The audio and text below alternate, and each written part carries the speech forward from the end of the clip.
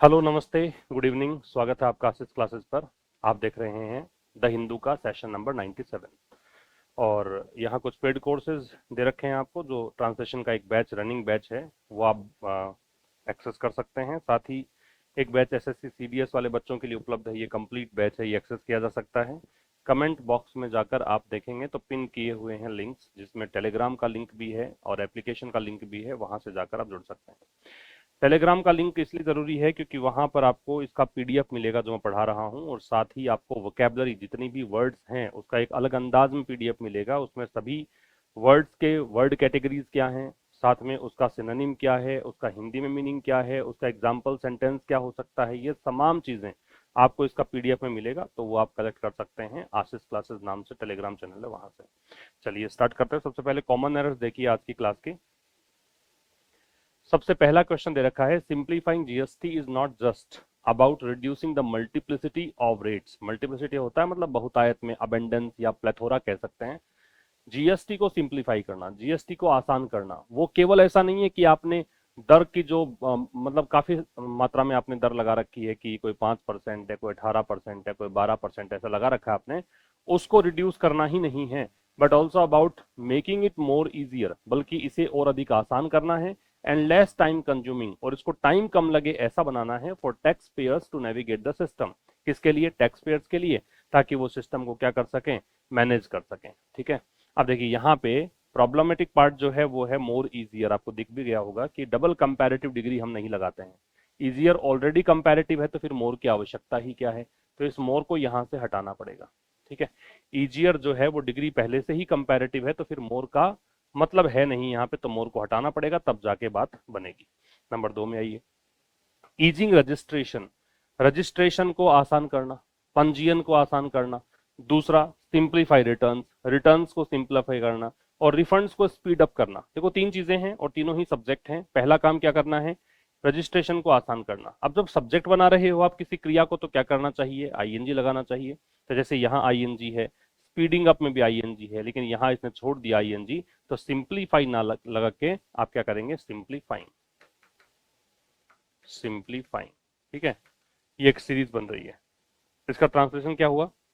Registration प्रक्रिया को आसान करना, रिटर्न्स को आसान करना, और रिफंड जो आते हैं ना, जब इनकम टैक्स रिटर्न्स फाइल की जाती है तो फिर रिफंड आ सकता है, आपका जो टीडीएस वगैरह कटा है वो सब, तो उसको स्पीड अप करना, उसकी गति तेज करना। देयरफॉर इसका इसलिए एंड आर वेलकम, वेलकम्ड ही आए ऐसा नहीं है, वेलकम भी एडजेक्टिव होता है, वो स्वागत योग्य इंप्रूवमेंट्स हैं।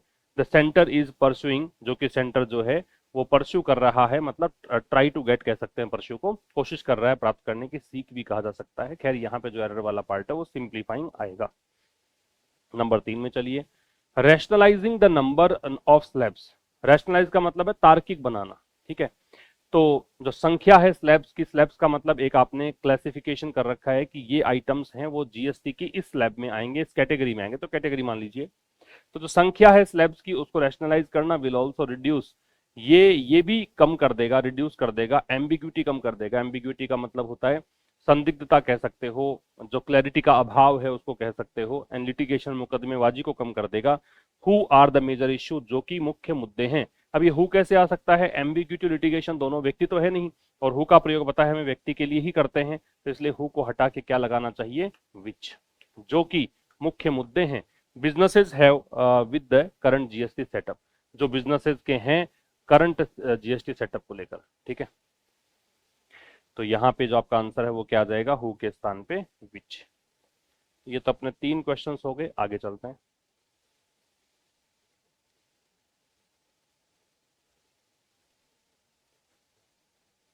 नेक्स्ट पे नंबर 4 कह रहा है, combined with the new income tax bill and the rejig of income tax slabs. Rejig का मतलब होता है, रिजिग का मतलब ये मान लीजिए रीऑर्गेनाइजेशन मान लीजिए, ठीक है, रिस्ट्रक्चरिंग मान लीजिए, पुनर्गठन मान लीजिए। तो इन दोनों के साथ एक तो नया इनकम टैक्स जो आयकर विधेयक है, और इनकम टैक्स स्लैब्स का जो रिस्ट्रक्चरिंग है, पुनर्संरचना में ढालना है, दी जीएसटी रिफॉर्म्स, इन सबके साथ जो ये जीएसटी रिफॉर्म्स है विल हाईलाइट 2025, वो 2025 को हाईलाइट करेंगे। किस रूप में? As a watershed year. Watershed year का मतलब होता है कोई भी ऐतिहासिक वर्ष के रूप में। ठीक है। For tax reform both direct as well as indirect tax आपने कंजंक्शन में पढ़ा होगा कि बोथ के साथ में हम एज वेल एज नहीं लगाते हैं, ये हटा दीजिए, तो बोथ के साथ लगेगा एंड, दोनों के लिए, प्रत्यक्ष कर और अप्रत्यक्ष कर दोनों के लिए। और एक अंतिम क्वेश्चन है एरर वाला, फर्दर, इसके अतिरिक्त, फर्दर का मतलब इन एडिशन टू भी होता है, while most of the focus has been captured by rate structuring, यद्यपि अधिकांश जो ध्यान केंद्रित किया गया है या ध्यान खींचा गया है वो रेट स्ट्रक्चर रीस्ट्रक्चरिंग के द्वारा खींचा गया है, कि मतलब आप दरों में जो एक फिर से चेंजेस कर रहे हो उसके द्वारा पूरा ध्यान खींचा गया है। The procedural reforms regarding registration, लेकिन जो प्रक्रियागत सुधार हैं किसके संबंध में, रजिस्ट्रेशन के संबंध में, फाइलिंग रिटर्न्स, रिटर्न्स को फाइल करने के संबंध में, एंड रिफंड्स और रिफंड्स के संबंध में, आर इक्वल इंपॉर्टेंट। भाई इंपॉर्टेंट जो है ना वो एडजेक्टिव है, और एडजेक्टिव को मॉडिफाई करने का काम करता है एडवर्ब, तो यहाँ इक्वल ना आके क्या आना चाहिए, इक्वली, इक्वली इंपॉर्टेंट आपका आंसर आएगा। क्लियर है? ये तो एरर वाले पार्ट हुए आपके। अब आइए आज के एडिटोरियल पर। एडिटोरियल का टाइटल जो टोन है वो अप्रूविंग है, मतलब लेखक यहाँ पे कुछ ऐसे वर्ड्स का यूज करेगा, जैसे अभी अपने देखा कॉमन एरर में ही एक वर्ड था वेलकम, ठीक है, वो स्वागत योग्य है, तो ऐसे कुछ वर्ड्स लगाएगा जहां पे जीएसटी रिफॉर्म जो हुए हैं उससे लेखक सहमत होता हुआ नजर आएगा। लेखक कहेगा कि हाँ बात बिल्कुल ठीक है, ठीक है, सब कुछ यहाँ पे हाँ हाँ करता ही नजर आएगा कि आपने जो कुछ भी किया है वो बिल्कुल सही कर रहे हो। तो ये अप्रूविंग टोन इस पैसेज का है। और आज के एडिटोरियल में जो मैंने लिया है कि फ्रेज का नाम बताना है, नाउन फ्रेज है, एडजेक्टिव फ्रेज है या एडवर्ब फ्रेज है, इन तीन में से फ्रेज बतानी है, जो हाईलाइटेड पार्ट है उसमें से। तो the girl in the brown frock is my sister, ये इन द ब्राउन फ्रॉक जो है कैसा फ्रेज है ये बताना है।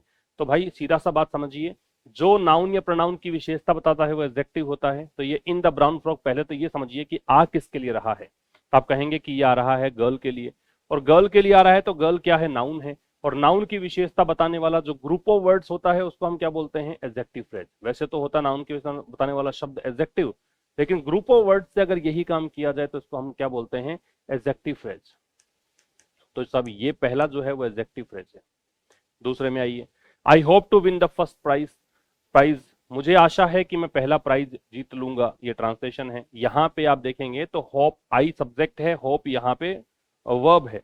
अब होप किस चीज की है, तो ये एक्चुअल में होप का ऑब्जेक्ट के रूप में ही काम कर रहा है। वैसे आप कहेंगे कि टू विन तो इन्फिनेटिव है, कैसे इसका ऑब्जेक्ट हुआ, लेकिन खैर ये पूरा जो सेगमेंट है जिसमें प्राइज जो है वो नाउन भी है, और ये to win the first prize ये होप का ऑब्जेक्ट है। होप क्या है, होप है विनिंग द फर्स्ट प्राइज, ये आपकी होप है। तो इसका मतलब यहाँ पे ऑब्जेक्ट बन रहा है कोई ग्रुप ऑफ वर्ड्स, और ग्रुप ऑफ वर्ड्स कोई सब्जेक्ट बने, ऑब्जेक्ट बने, प्रेपोजिशन का ऑब्जेक्ट बने, तो वो सब क्या कहलाते हैं, नाउन फ्रेज। ठीक है। थर्ड देखिए, ये थोड़ा प्रैक्टिस का विषय, जितना ज्यादा प्रैक्टिस करते जाओगे उतनी क्लैरिटी आपके आती जाएगी। They were shouting in a loud voice, तो शाउट यहाँ पे वर्ब है, और वर्ब की विशेषता बताई जा रही है कि वो चिल्ला रहे थे, और कैसे चिल्ला रहे थे, हाउ का आंसर है। और मैंने बताया था कि जो प्रश्न के आंसर आपको हाउ से मिले, व्हेन से मिले, वेयर से मिले, वाई से मिले, वो सब एडवर्ब्स होते हैं, और यही काम ग्रुप ऑफ वर्ड्स करने लग जाए तो एडवर्ब फ्रेज होता है। तो ये एडवर्ब फ्रेज है। फिर उसके बाद walking in the morning is a healthy diet. अब ये आप पूछें कि इज किसके लिए आ रहा है, तो आप कहेंगे किसके लिए आ रहा है, ये वैसे तो वॉकिंग के लिए ही आ रहा है अकेले, लेकिन ये पूरा ही तो एक जो फ्रेज बन रही है वो सब्जेक्ट का काम कर रही है। ठीक है, सब्जेक्ट बन रही है कोई फ्रेज तो इसका मतलब वो नाउन फ्रेज है, ऑब्जेक्ट बन रही है तो भी नाउन फ्रेज है। और एक अंतिम पूछा है, she always drive with care, वो ड्राइव करती है, कैसे ड्राइव करती है, हाउ का आंसर है, वो ड्राइव करती है बहुत ध्यान से, तो विद केयर ये एडवर्ब फ्रेज है। जो हाउ के आंसर्स होते हैं और ग्रुप ऑफ वर्ड्स होते हैं वो क्या कहलाते हैं, एडवर्ब फ्रेज। बात समझ में आ रही है?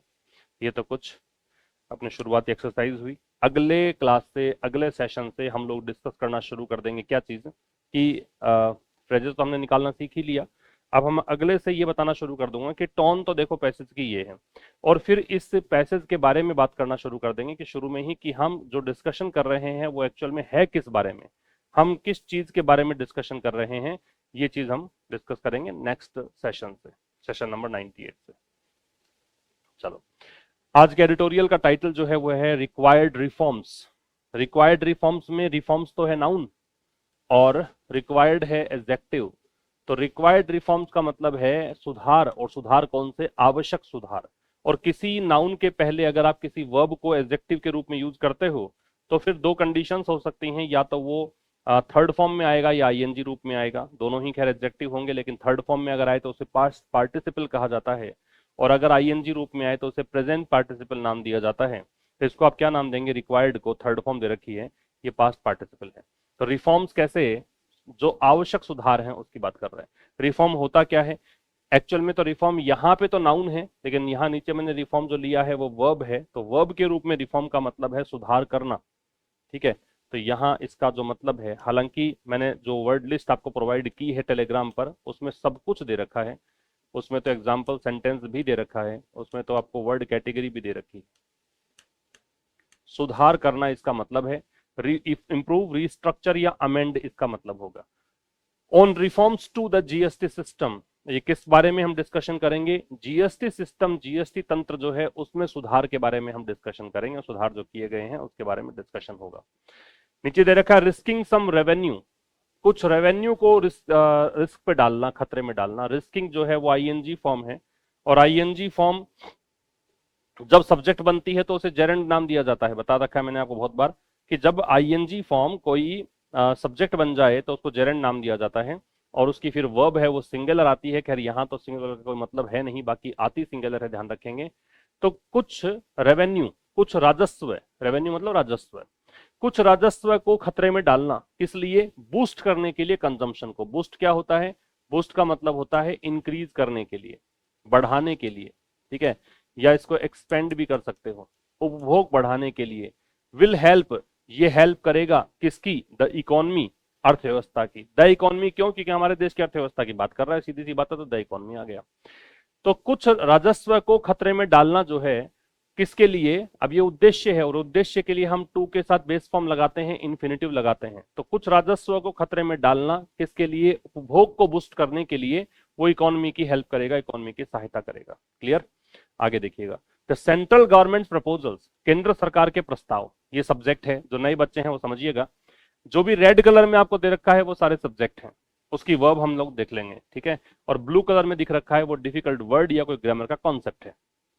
केंद्र सरकार के प्रस्ताव किस लिए? To reform the goods and services tax system, GST system को रिफॉर्म करने के लिए, ठीक है। केंद्र सरकार के प्रस्ताव किस लिए? जीएसटी सिस्टम में सुधार लाने के लिए। अब ये प्रपोजल सब्जेक्ट था तो इसकी वर्ब है आर, ये वर्ब है। आर बोल्ड एंड टाइमली, मैंने कहा था अप्रूविंग टोन है, क्यों? इसलिए देखो पहला वर्ड दे रखा है आपने बोल्ड एंड टाइमली, ये पॉजिटिव साइन है कि जो प्रस्ताव आपने रखे हैं, केंद्र सरकार ने जो प्रस्ताव दिए हैं वो बोल्ड हैं, मतलब साहसी प्रस्ताव हैं, एंड टाइमली और समय पर लिए गए कदम हैं, तो ये अप्रूविंग टोन को बता रहा है। सेंट्रल गवर्नमेंट के प्रपोजल्स किसके लिए? गुड्स एंड सर्विसेज टैक्स को रिफॉर्म करने के लिए। वो कैसे हैं? बोल्ड और टाइमली है। प्रपोजल्स यहाँ पे नाउन है क्योंकि सब्जेक्ट नाउन या प्रोनाउन ही होता है। आर है वो लिंकिंग वर्ब है, बोल्ड एंड टाइमली एडजेक्टिव है, कॉम्प्लीमेंट है। दे स्टैंड टू बेनिफिट, दे किसके लिए आ रहा है? इन प्रपोजल्स के लिए आ रहा है। तो नाउन के स्थान पे जो आता है प्रोनाउन होता है, प्रोनाउन भी किसी सेंटेंस का सब्जेक्ट हो सकता है, तो ये सब्जेक्ट हो गया, ये वर्ब है। दे स्टैंड टू बेनिफिट, अब स्टैंड का मतलब ऐसे खड़े होना होता है।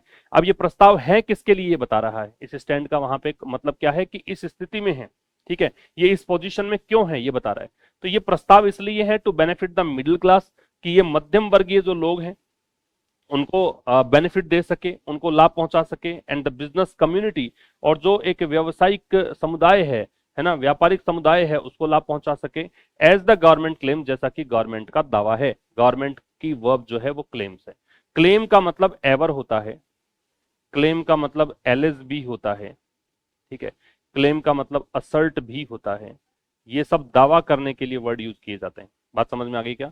तो इस दूसरे सेंटेंस में सब्जेक्ट वर्ब एक ये है, और ये एज यहाँ पे कंजंक्शन है। ये मुझे कैसे पता लगा कंजंक्शन है? क्योंकि एज के बाद सब्जेक्ट वर्ब आ रहे हैं, तो जहां कहीं भी एज के बाद सब्जेक्ट वर्ब आए तो मान लीजिएगा कि एज है वो कंजंक्शन है, वो क्लॉजेस को जोड़ने का काम कर रहा है, ठीक है। आगे आइए, shifting 99% of the items in the 12% slab. Shifting बदलना, फिर देखिए क्रिया को आईएनजी रूप में लिया है, जेरेंड है, सब्जेक्ट बना रहे हैं। कह रहा है कि 99%, 99% जो आइटम्स हैं उनको बदलना, उनको शिफ्ट करना इन द 12% स्लैब। किसमें ले जाएं कि 99% जो आइटम्स हैं उनको तो डाल दिया आपने 12% की स्लैब में, कि इन आइटम्स पर अब टैक्स कितना लगेगा? जीएसटी 12% लगेगा, ठीक है। मतलब in the 12% slab to 5% tax है। जिनके 12% लग रहा था पहले, अब वो लगेगा कितना? 5% लगेगा। और 90% आइटम जो पहले आ रहे थे 28% स्लैब में, वो लगेगा 18%। बात समझ में आ रही? शिफ्ट कर दिया कि आपने 12% के स्लैब वाले आइटम्स उठाए, 1% छोड़ा, केवल 99% जो है आपने डाल दिया किसमें, 5% वाले में, और 28% जो स्लैब जिसकी थी उसमें से 90% आइटम को आपने उठाया और डाल दिया 18% के स्लैब में। तो ये जो शिफ्टिंग हुई है, शिफ्ट के साथ टू लगता है कि शिफ्ट कहां से कहां क्या आपने किया है, ये क्या करेगा, विल और ये रिड्यूस, ये हेल्पिंग वर्ब और ये मैन वर्ब, और ये सब्सटेंशियली एडवर्ब इस वर्ब को मॉडिफाई कर रहा है। ये बहुत ज्यादा कम कर देगा द टैक्स बर्डन, जो टैक्स का बोझ है किस पर, ऑन मोस्ट कंज्यूमर्स, अधिकांश उपभोक्ताओं पर। बात समझ में आ गई? ये जो शिफ्टिंग हुई है कि 12% की स्लैब में से आइटम उठा के 99% आइटम्स को आपने डाल दिया 5% की टैक्स रेट में, और 28% की स्लैब में आने वाले आइटम्स में से 90% आइटम्स को उठा के आपने डाल दिया 18% की स्लैब में, ये बहुत ज्यादा रिड्यूस करेगा टैक्स बर्डन को किस पर, अधिकांश कंज्यूमर्स पर। अब यहाँ पे सब्सटेंशियली क्या चीज है, सब्सटेंशियली का मतलब होता है बहुत ज्यादा, सब्सटेंशियली, सिग्निफिकेंटली, कंसिडरेबली, मार्क्डली, बहुत ज्यादा, ये इसका मतलब है। ठीक है, एक वर्ड दे रखा है रैशनलाइज, रैशनलाइज का मतलब है व्यवस्थित करना, तार्किक बनाना, ये सब मतलब होते हैं। तार्किक बनाना कह सकते हो, स्ट्रीमलाइन करना, सिस्टमेटाइज करना, ऑर्गेनाइज करना। एम्बिग्यूटी का मतलब है संदिग्धता, संदिग्धता। वेगनेस आप कह रहे हैं, अनसर्टेनिटी कह रहे हैं, ऑब्सक्योरिटी कह रहे हैं। लिटिगेशन का मतलब है मुकदमा। ठीक है, लॉ सूट्स हैं, लीगल एक्शन है। तो ये तो आपका पहला एक सेंटेंस हो गया। अब आगे देखिए रैशनलाइजिंग, फिर से देखो आईएनजी फॉर्म है, मैंने इसको हाईलाइट किया हुआ, सब्जेक्ट बता रहा हूं इसको मैं, इसका मतलब ये क्या है, जेरेंड है। तो rationalising the number of slabs, तो एक तो नंबर ऑफ स्लैब्स को आपने जो रैशनलाइज किया है, स्ट्रीमलाइन किया है, सिस्टमेटाइज किया है, ऑर्गेनाइज किया है, एक आपने सही तरीके से व्यवस्थित किया है, तार्किक बनाया है। और दूसरा शिफ्टिंग सिमिलर प्रोडक्ट्स, और ऐसे ही प्रोडक्ट्स को आपने शिफ्ट किया है, शिफ्ट के साथ टू लगता है बताया, ये रहा टू, द सेम स्लैब, किस में शिफ्ट कर दिया, उसी स्लैब में। विल ऑल्सो रिड्यूस, ये काम भी करेगा, रिड्यूस करेगा किसको, एम्बिग्यूटी को। एम्बिग्यूटी होता है वेगनेस, अनसर्टेनिटी, ऑब्सक्योरिटी, मतलब जो संदिग्धता है, जो क्लैरिटी की कमी है उसको, एंड लिटिगेशन, मुकदमेबाजी को, विच आर, विच किसके लिए आ रहा है, एम्बिग्यूटी लिटिगेशन के लिए आ रहा है। ये जो है, अब ये विच इसके लिए आ रहा है तो आर आ रहा है, ये प्लूरल वर्ब, क्योंकि दो चीजें दे रखी हैं। ये मेजर इश्यूज है, ये मुख्य मुद्दे हैं। Businesses have with the current GST setup, जो बिजनेसेस हैं, जो व्यवसाय हैं, बिजनेसेस की वर्ब है हैव, यही मुद्दे जो हैं आज के वर्तमान के जीएसटी व्यवस्था जो बनी हुई है उसके साथ इनका ये जो इश्यू चल रहे हैं, ये मतलब है। ठीक है, फिर समझ लो, दो वर्ब्स थी, रैशनलाइज करना और शिफ्ट करना। एक तो नंबर ऑफ स्लैब्स जितनी भी हैं, जितनी संख्या में आपने अलग अलग कैटेगरी बना रखी है, 5% की स्लैब, 12% की स्लैब, 18% की स्लैब, 28% की स्लैब, इनकी संख्या को कम करना। और दूसरा सेम प्रोडक्ट्स को सेम स्लैब में डालना।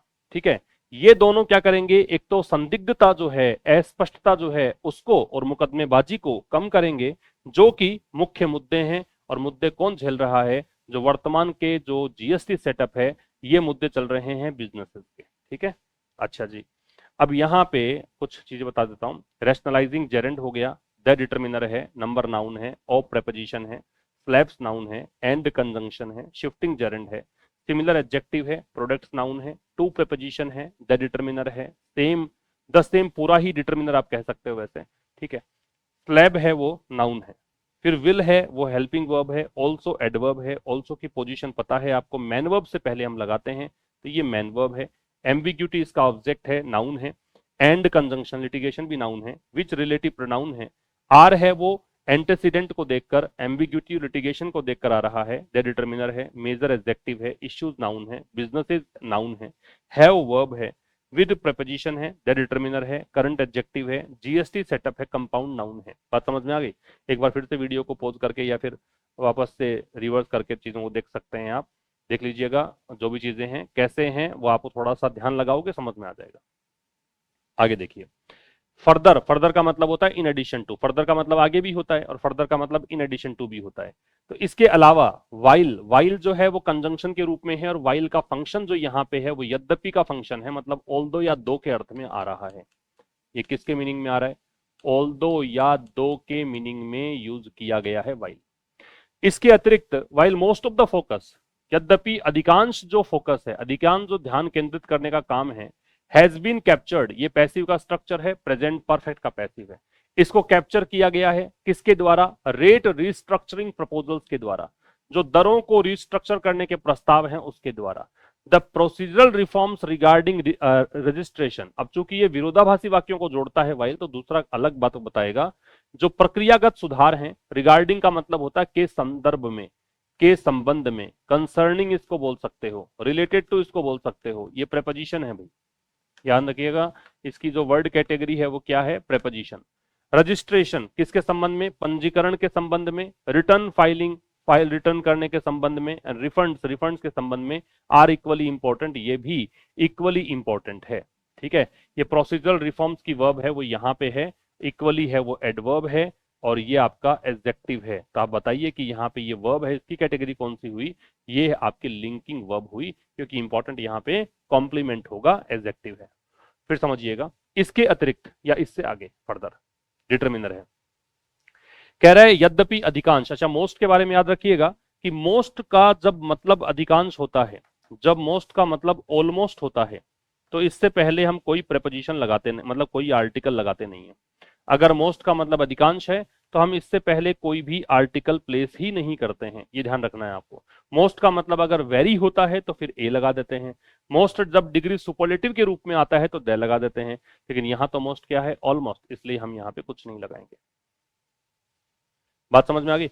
अब देखिएगा फिर से, इसके अलावा यद्यपि अधिकांश जो ध्यान है वो किसके द्वारा आकर्षित किया गया है? रेट रिस्ट्रक्चरिंग प्रपोजल्स के द्वारा, ठीक है।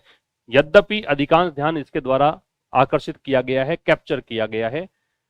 वहीं दूसरी ओर देखें तो जो प्रक्रियागत सुधार है किसके संबंध में? रजिस्ट्रेशन, रिटर्न फाइलिंग, रिफंड्स, ये भी इंपॉर्टेंट है भाई, केवल आपने ध्यान इसी तरफ लगा रखा है, लेकिन ये भी तो चीजें इंपॉर्टेंट है। सिंप्लीफाइंग जीएसटी, सिंप्लीफाइंग जेरेंड हो गया, फिर से आईएनजी फॉर्म है, सब्जेक्ट बन रही है तो ये जेरेंड हो गया। तो जीएसटी को सिंप्लीफाई करना, जीएसटी को आसान करना, और जेरेंड के साथ हमेशा वर्ब सिंगुलर आती है, तो देखिए सिंगुलर वर्ब है।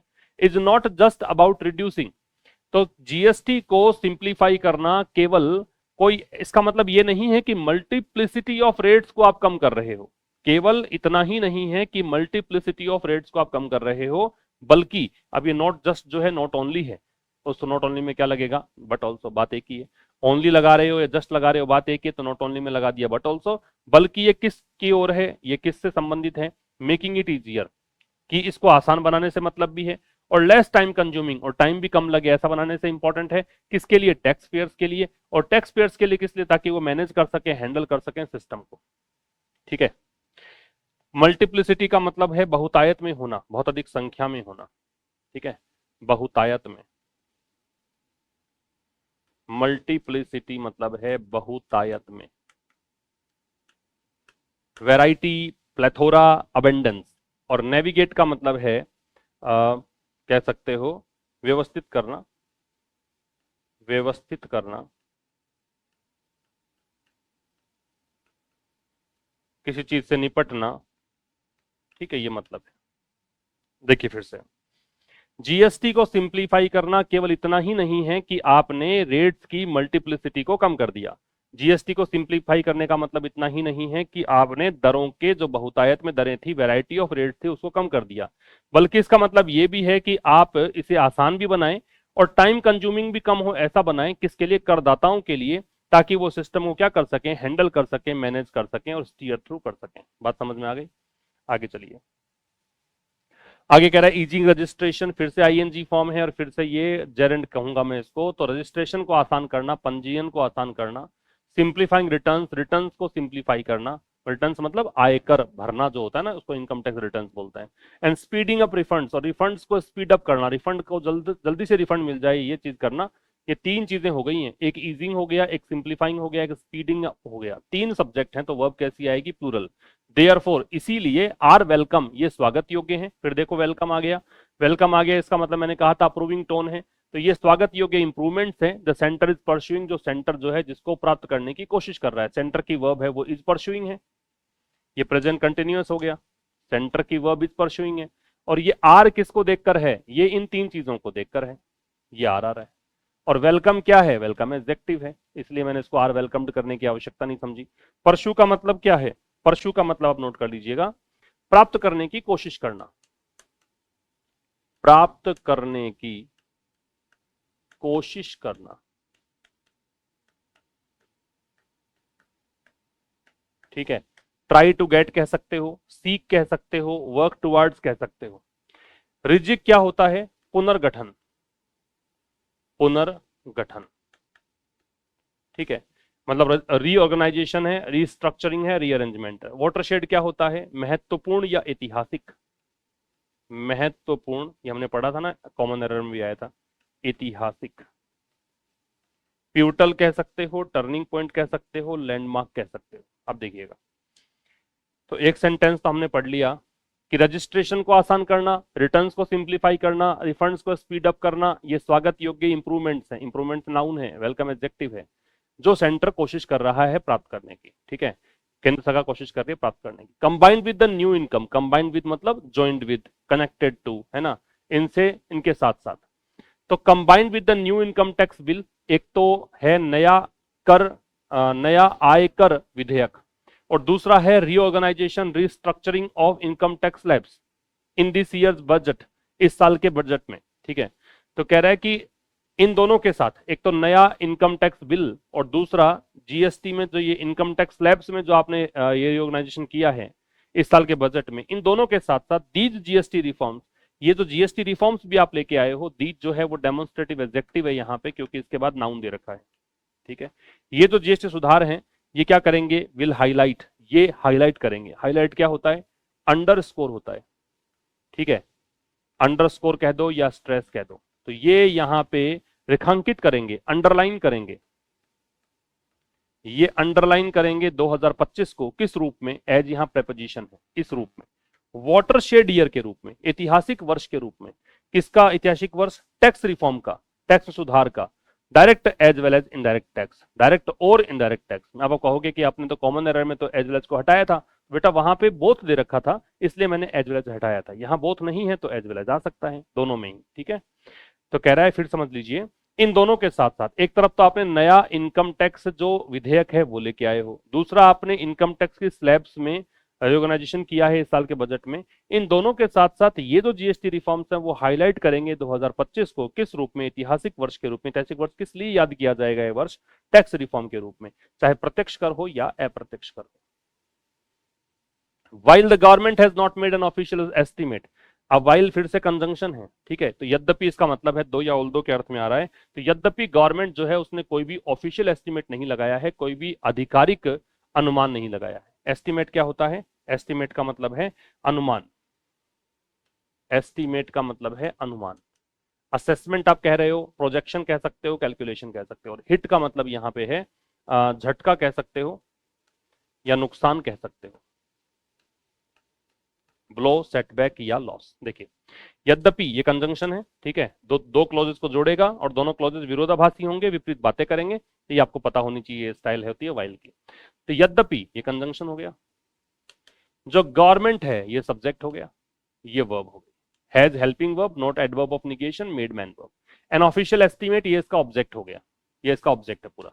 और ऑब्जेक्ट जो कि नाउन प्रोनाउन बनता है, तो एन डिटर्मिनर है, ऑफिशियल एडजेक्टिव है, नाउन यहाँ पे एस्टिमेट है। तो यद्यपि गवर्नमेंट ने कोई भी आधिकारिक आकलन नहीं किया है, आधिकारिक पूर्वानुमान, प्रोजेक्शन या कैलकुलेशन नहीं की है, और what the revenue impact of these reductions will be, किस बारे में, कि क्या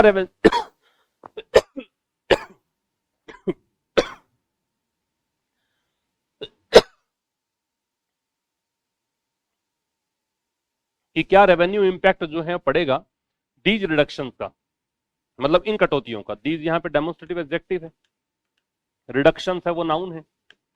विल बी, ठीक है, ये विल बी किसके लिए आ रहा है? रेवेन्यू इंपैक्ट के लिए। सोर्सेज हैव सेड, हालांकि जो स्रोत हैं जिनसे पता लगा है उन्होंने कहा है, तो ये इसकी वर्ब है। दैट कंजंक्शन हो गया कि इट एक्सपेक्ट्स द हिट। क्या कहा है? कि भाई सरकार को ऐसा लगता है कि नुकसान होगा। बात समझ में आ गई? यद्यपि सरकार ने कोई ऑफिशियल एस्टिमेट नहीं दिया है कि क्या राजस्व प्रभाव पड़ेगा इन कटौतियों का, फिर भी जो सोर्सेज हैं उन्होंने कहा है कि सरकार को लग रहा है कि नुकसान होगा इससे। 2 ईयर्स अगो, 2 सालों पहले, ये पूरी फ्रेज जो है एडवर्ब हो जाएगी। ठीक है, टाइम बता रहा है।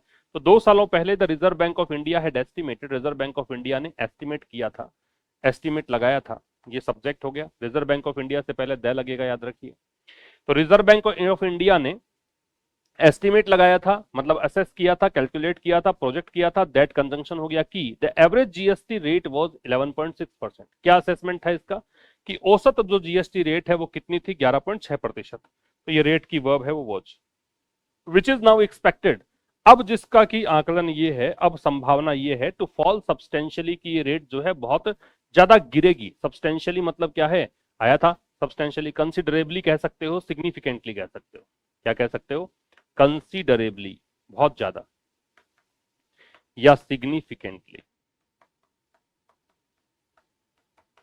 ठीक है, तो ये बहुत ज्यादा गिरेगी। विच किसके लिए आ रहा है, विच इसके लिए आ रहा है। ठीक है, ये औसत दर थी, अब ये जो है गिरेगी, ये इसकी वर्ब आ गई। इज एक्सपेक्टेड, ये आपका पैसिव वॉइस मान लीजिए, या इसको ये लिंकिंग वर्ब और ये एडजेक्टिव मान लीजिए, नाउ एडवर्ब है। To fall substantially, to fall infinitive है, सब्सटेंशियली एडवर्ब है। हाउ एवर, ये कंजंक्टिव एडवर्ब है। हाउ एवर मतलब हालांकि, ये कंजंक्शन का काम भी करता है और एडवर्ब का काम भी करता है। The government is confident, government की वर्ब इज है, कॉन्फिडेंट एडजेक्टिव है, लिंकिंग वर्ब के बाद में कॉम्प्लीमेंट आता है तो कॉम्प्लीमेंट है कॉन्फिडेंट। तो कह रहा हालांकि गवर्नमेंट को विश्वास है that an increase in consumption, कि इससे होगा क्या, उपभोग में वृद्धि होगी, and a widening of the tax base, और टैक्स बेस जो है वो काफी ज्यादा बड़ा बनेगा, एक वाइडनिंग होगी। वाइडनिंग का मतलब है एक्सपेंशन होना, है ना, एक्सपेंशन होगा, विस्तार होगा। विल ऑफसेट, ये दोनों चीजें, तो गवर्नमेंट की वर्ब तो इज आ गई, इंक्रीज और वाइडनिंग जो है इसकी वर्ब है विल ऑफसेट। ऑफसेट का मतलब है काउंटर बैलेंस करना, संतुलित करना, संतुलित करना। भी वहां नेगेटिव असर पड़ रहा है कि आप कम कर रहे हो दर, तो हमारा राजस्व कम हो जाएगा, लेकिन दूसरा पॉजिटिव असर यह है कि उपभोग बढ़ेगा और टैक्स बेस जो है वाइडन होगा। ये दोनों चीजें काउंटर बैलेंस करेगी, न्यूट्रलाइज करेगी, इस चीज को संतुलित कर देगी। Most of the revenue loss, जो अधिकांश राजस्व का नुकसान है उसको ये ऑफसेट कर देगा, उसको ये क्या कर देगा, काउंटर बैलेंस कर देगा, न्यूट्रलाइज कर देगा। ऑफसेट की तीनों फॉर्म सेम होती है, offset offset offset, set set set जैसे होता है वैसे। ठीक है, with a large number of item set to be taxed. अब देखो इसके साथ कि बहुत बड़ी संख्या में आइटम्स हैं, उन पर टैक्स लगाया जाना है। Set to be taxed passive voice दे रखा है, टू बी के साथ थर्ड फॉर्म, मतलब ऐसा होना है। तो बहुत बड़ी संख्या में वस्तुएं ऐसी हैं जिनको टैक्स के दायरे में लाया जाना है। एडजस्ट 5%, और कितने प्रतिशत टैक्स लगेगा, 5% लगेगा। The incentives for input tax credit scams, तो जो इंसेंटिव्स है, इंसेंटिव्स का मतलब होता है एडिशनल जो एक आपका लाभ होता है उसको बोलते हैं इंसेंटिव्स, ये प्रोत्साहन कह सकते हैं। अब कह रहा है कि बहुत बड़ी संख्या में ऐसे आइटम्स है जिनको कि टैक्स के दायरे में लाना है, और टैक्स कितना, 5%। तो जो प्रोत्साहन है इनकम टैक्स क्रेडिट स्कैम्स का, स्कैम्स का मतलब घोटाले होते हैं, ठीक है। एंड टैक्स इवेजन, इवेजन का मतलब होता है बचना, बचने की प्रक्रिया, बचने की प्रक्रिया। डोजिंग कह सकते हो, सरकमवेंशन कह सकते हो, अवॉइडेंस भी कह सकते हो, एक वर्ड होता है अवॉइडेंस, यही बचने की प्रक्रिया है।